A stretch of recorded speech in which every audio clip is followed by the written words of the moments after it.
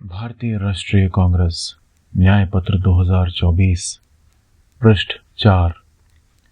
5 वर्ष पहले लोकसभा चुनाव से पूर्व कांग्रेस ने 54 पन्नों का घोषणा पत्र प्रकाशित किया था। मोदी सरकार के पहले कार्यकाल के रिकॉर्ड के आधार पर कांग्रेस ने लोगों को देश की राजनीति और अर्थव्यवस्था की अनिश्चित स्थिति और भाजपा एनडीए सरकार को फिर से चुनने के खतरे के बारे में आगाह किया था।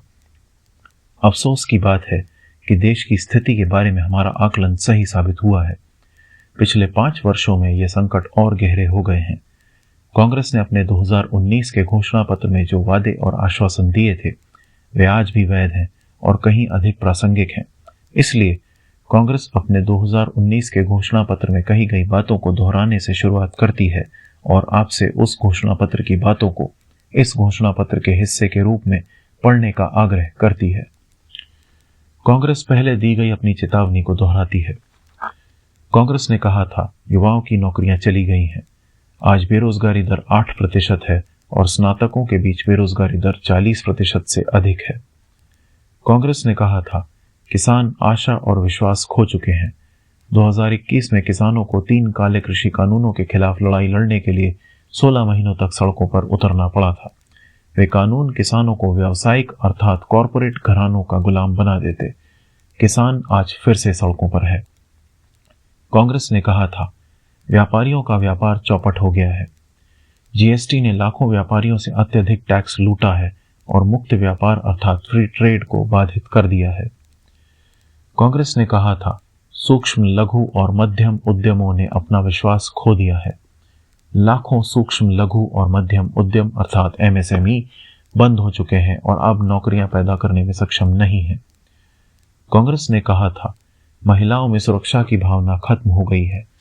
वर्ष 2014 से 2022 के बीच महिलाओं के खिलाफ अपराध 31% बढ़ गए हैं। कांग्रेस ने कहा था वंचित समुदाय अपने आर्थिक अधिकार खो चुके हैं। सरकार के विभिन्न विभागों में एवं अन्य सार्वजनिक क्षेत्र के उपक्रमों अर्थात पीएसयू में खाली पड़े पदों के कारण अनुसूचित जाति, अनुसूचित जनजाति एवं पिछड़ा वर्ग समुदाय के लोग नौकरियों से वंचित हो गए हैं। आदिवासियों को उनके वन अधिकारों से वंचित रखा गया है। कांग्रेस ने कहा था सरकारी संस्थानों की स्वतंत्रता खत्म हो गई है। संवैधानिक निकायों सहित प्रत्येक संस्था को कमजोर कर दिया गया है और कुछ मामलों में सरकार के अधीन बनने के लिए मजबूर किया गया है। हमारी सबसे बड़ी चिंता डर, धमकी और नफरत का मौजूदा माहौल है। पिछले 5 वर्षों से हर वर्ग के लोग भय में जी रहे हैं।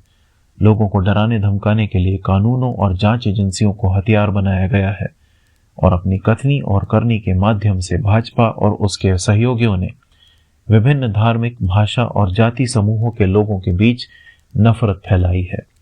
जिन खतरों के प्रति पहले हमने आगाह किया था वे आज एक कड़वी वास्तविकता बन गए हैं। अर्थव्यवस्था संकट में है।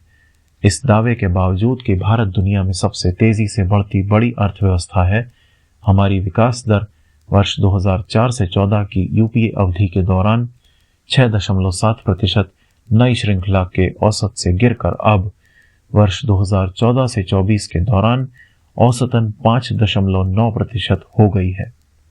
अर्थव्यवस्था को दोगुना करने के लक्ष्य जिसे यूपीए ने हासिल किया था के विपरीत वास्तविक रूप में भारत की जीडीपी वर्ष 2013-14 में 100 लाख करोड़ रुपए से बढ़कर वर्ष 2023-24 में केवल 173 लाख करोड़ रुपए हो जाएगी, जो लक्ष्य से बहुत कम है।